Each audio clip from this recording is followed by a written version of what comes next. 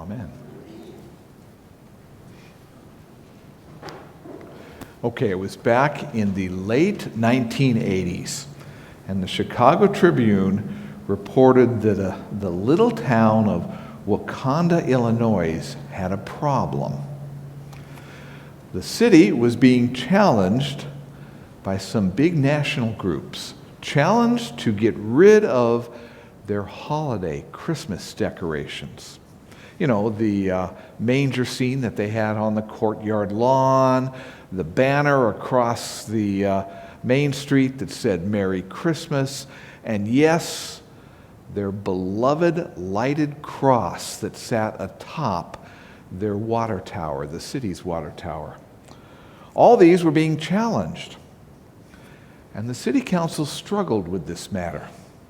Eventually, they decided that the cost of lawsuits was too expensive and too perilous, so they took down all those holiday decorations, even the cross from atop their water tower.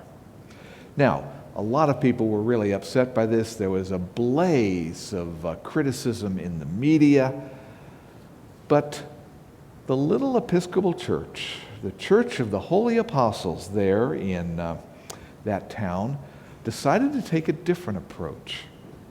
They encouraged all their members, as a matter of fact, all the town, to install lighted Christmas decorations on their private property and around their homes.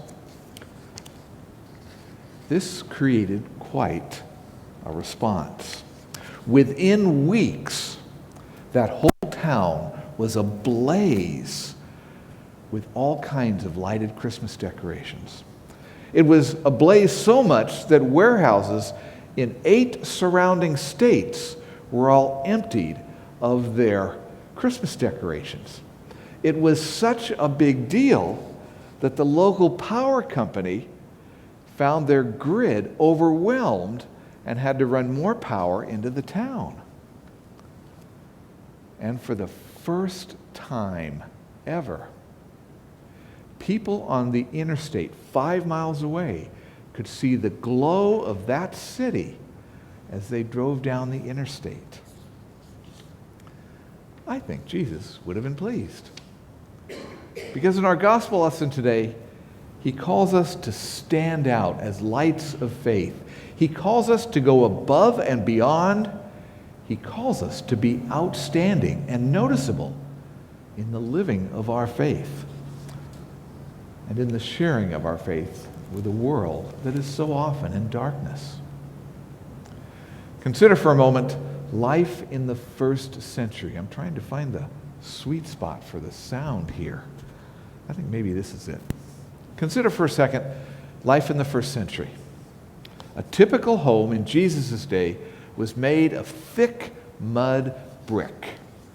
Now, there was very little wood, so there were very limited doors and windows. Typically, a house would have a door on one side and then a window on the opposite wall so you could get some cross ventilation in the summertime. But with those thick walls and with only one window and one door, those homes were very dark. And everyone would have a lamp. There would be a special shelf on one of the side walls where you would place that lamp. And when you lit it, you could shine it out on all the house, and it would give enough light to light the entire main room of that house. Now, that lamp was probably a small dish with a small little wick holder on one side of it, and onto that lamp you would put a piece of woven or braided wool that would act as the wick and suck up the oil to the flame where it would burn. Those candles would burn all day and night. And the reason they burn all day and all night was that they were so hard to light. You didn't want to have to continually light and relight that lamp. So you would light it once, keep feeding it oil, and hope that it would go on and on and on. Now, when you went out at night or when you went to bed at night, You would take a loosely woven basket and put it over that lamp so that you could protect the flame, so that you could protect that. But of course, it would turn out all the light and give you darkness. That is what Jesus is referencing in our gospel lesson today. You are the light of the world, he says. No one, after lighting a lamp, puts it under a bushel basket, but puts it on the lampstand, where it gives light to all the house. In the same way, let your light shine before others, so that they may see your good works and give glory to your Father in heaven. Our job is to shine out light into a dark world. We do that by being like that lamp, by shining it out, shining light out all around us, and by always giving God the glory. So, how do we shine out light? Let's take a look at this image of the lamp and see if it doesn't tell us something about how we can shine out light in our world. First of all, remember that in the first century, this little lamp that you would put on that shelf didn't really give out a lot of light. We're not talking about a 1,000 candle power floodlight here. We're talking about a single candle power lamp. And yet, even in a dark house with only one window and one door, that light, that lamp, would give out enough light to see. It would really make a difference. The point here is that little things matter, that simple acts matter, that small words can really make a positive difference. You can make an impact with little things that you might imagine wouldn't make any difference, but you have no idea what impact even a little thing might do for others. Number 2, we shine out light by being ourselves. Okay? Those little lamps were designed for one purpose, to shine out light in a house. We were designed as well to shine out light to the world and the people around us. The way that we live, the things that we do, the talents that we offer to others, the things that we devote ourselves to, the efforts that we support, the people that we care for and care about. This is light shining in the world around us. Our devotion, our energy, our passions are our lights. It doesn't take a lot, but if done with a positive attitude and some passion and energy, then your gifts, your talents, your offering becomes a light to the world. Think about that amid your life in the community, whether at work or in the community or when you go shopping.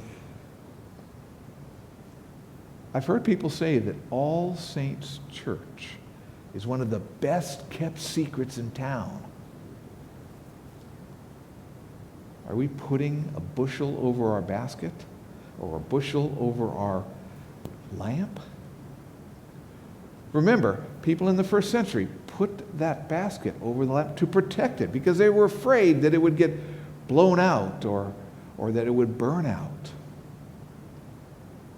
We have to make sure that we are letting our light shine even amid the fears that we might face.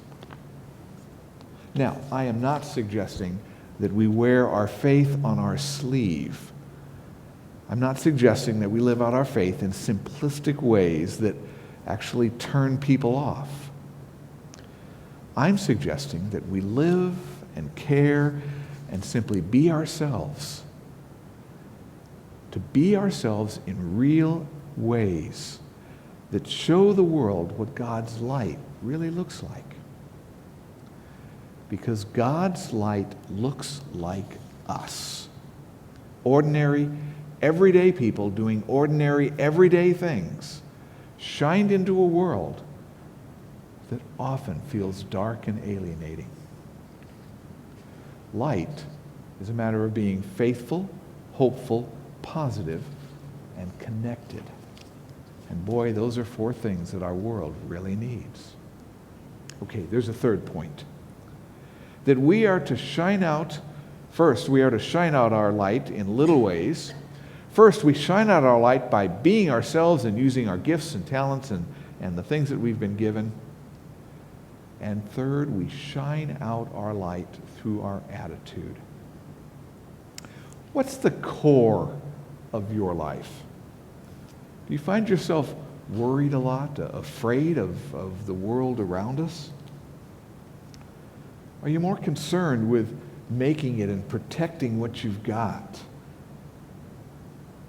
Are you focused on just what's around you? Your closest family and friends, maybe? What is at the core of your life, the thing that is most important of all? Here's an interesting story. I just picked it up off the internet. And of course, you can trust everything on the internet, right? It was about 2 women who went through this most recent snowstorm. Both women were posting things on Facebook. The first woman was posting great concern about the coming storm. She was worried and afraid of what might happen, afraid of the power going out, afraid of being stuck in her house for days, afraid of what this big snowmageddon might do. The other woman was posting different things. She posted pictures of the snow coming down and how beautiful it looked, how peaceful and quiet it was around her home, how much she enjoyed the extra day off from work. Which one of those attitudes really shines light into your world? Attitude does make a difference. And yes, attitude can really shine light. So, back to the question again. What is the core of your attitude? What do you pay attention to? What do you notice? What are you afraid of? What are you bold about? What is your core attitude? And what do you want that attitude to be? You see, we here at All Saints Church, we are the place where we all gather to reinforce, to renew, and to recharge our positive attitudes. We do it through our worship, we do it through our weekly Bible lessons, we do it through our communion that we're going to share in just a few minutes. We do it through our fellowship in the parish hall.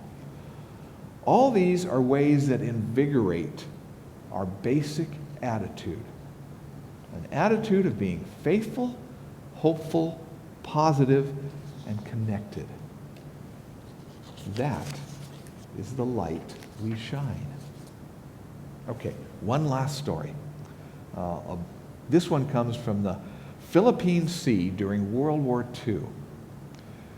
During a particular period of time, all American vessels, all American ships in the Philippine Seas were required to observe a total blackout so that they wouldn't be noticed by Japanese planes and the enemy around them.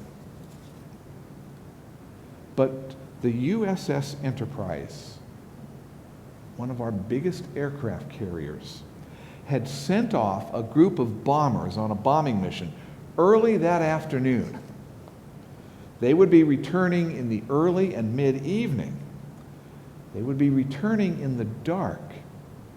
And there was a great danger that many of those planes would not be able to find the ship if it were completely dark. That they would run out of fuel and crash into the ocean. And so,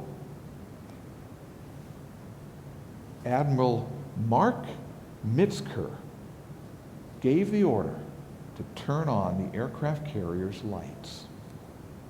And for 2 hours that night, in the darkness, those planes returned to the carrier, 80 planes in all. The returning bombers were able to return to the ship, and not one pilot, not one plane was lost. As a matter of fact, one returning flyer described it this way. He said, on seeing the lighted carrier, it was like a Hollywood premiere, Chinese New Year, and the 4th of July all rolled into one, the most encouraging scene of his life. It took a great risk to turn on the lights of that aircraft carrier. But we can see what the result was of shining out their light. The question for us remains, are we willing to take the risk to be a shining light here in the city of Duncan and beyond? What does it mean for you to shine out your light?